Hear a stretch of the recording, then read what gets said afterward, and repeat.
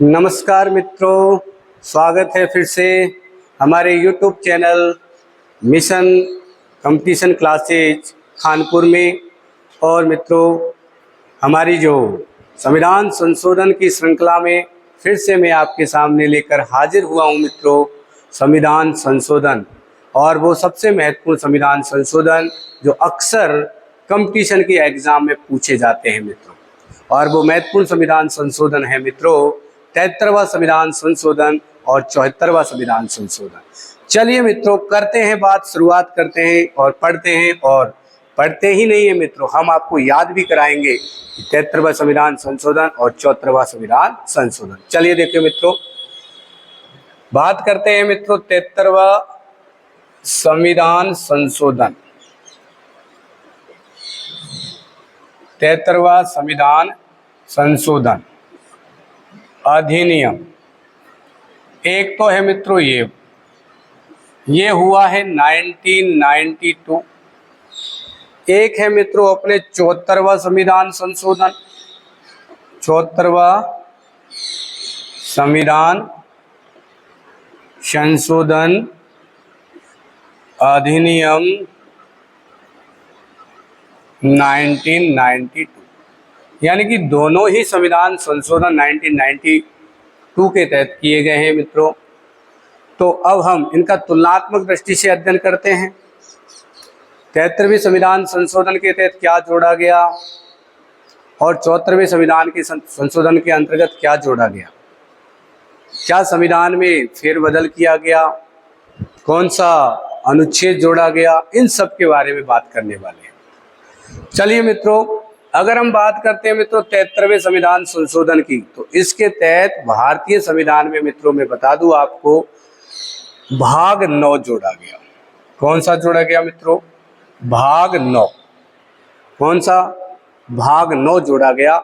और 74वें संविधान संशोधन के तहत मित्रों भारतीय संविधान में भाग 9 क्या जोड़ा गया। दूसरी बात करते हैं मित्रों अपन इस 73वें संविधान संशोधन के तहत जो पंचायती राज व्यवस्था है, पंचायती राज व्यवस्था जो है, और ये ग्रामीण पंचायती राज व्यवस्था की हम बात कर रहे हैं। पंचायती राज व्यवस्था को संवैधानिक दर्जा प्रदान किया गया। क्या प्रदान किया गया मित्रों?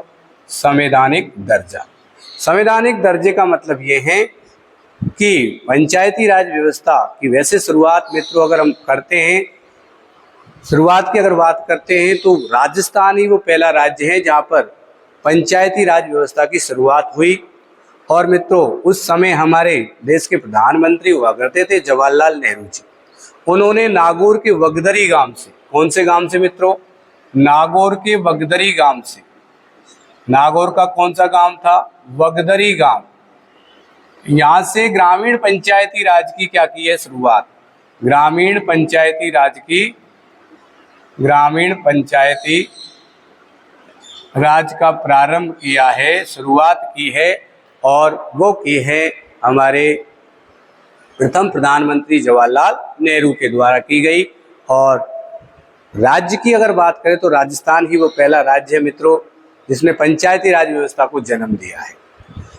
दूसरी बात हम करते हैं कि देखो भाग 9 में, किस भाग 9 में पंचायत राज व्यवस्था को संवैधानिक दर्जा दिया गया और पंचायतों के लिए 29 विषय, पंचायतों के लिए काम करने के लिए 29 विषय जोड़े गए।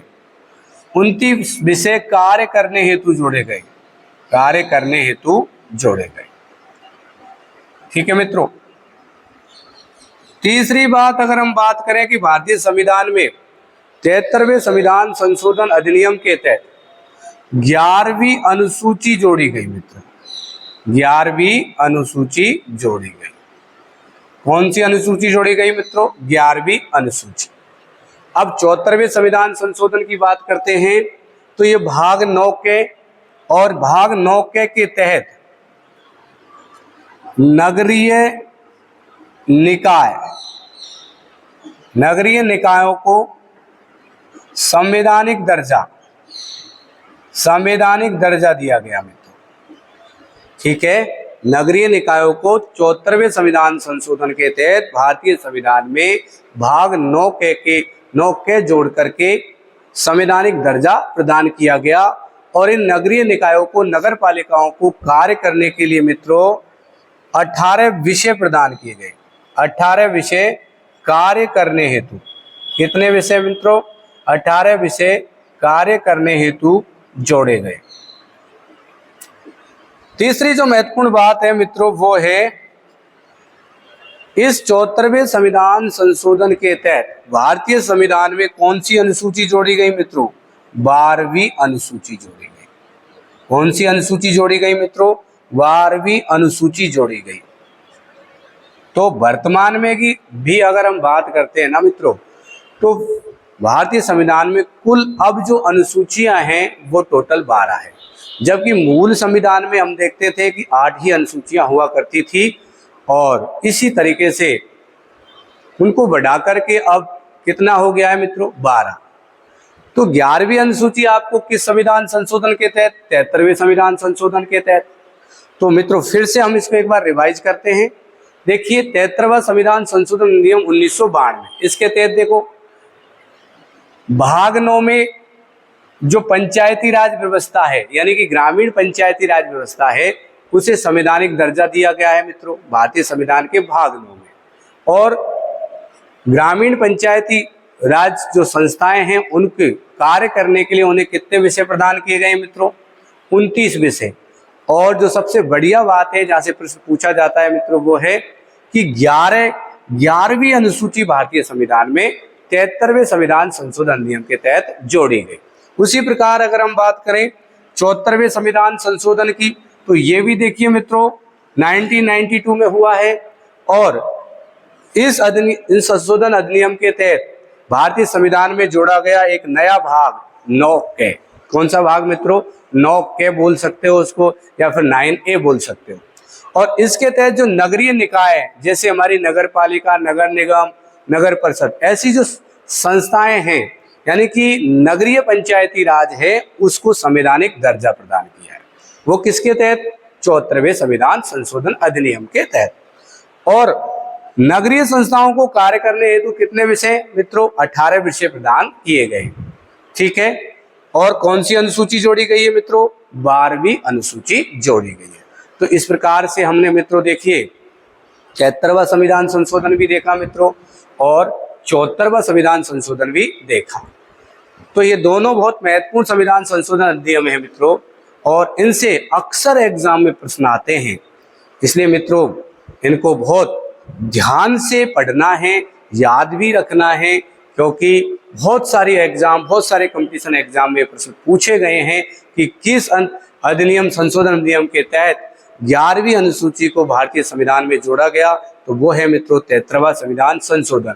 किस अधिनियम के तहत 12वीं अनुसूची को भारतीय संविधान में जोड़ा गया? तो मित्रों वो है 74वां संविधान संशोधन। या फिर ऐसे पूछा जा सकता है कि 73वें संविधान संशोधन का संबंध मित्रों किससे है?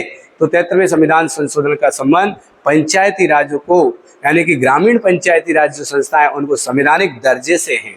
उसी प्रकार शहरी जो निकाय हैं, नगरीय निकाय हैं, उनको संवैधानिक दर्जा मित्रों किसके तहत? 74वें संविधान संशोधन के तहत। ठीक है मित्रों, इस प्रकार के वीडियो हम आपके सामने लाते रहेंगे और आपको चैनल को सब्सक्राइब करना है, शेयर करना है, लाइक करना है और बेल आइकन को दबाना है। जय हिंद, जय भारत दोस्तों।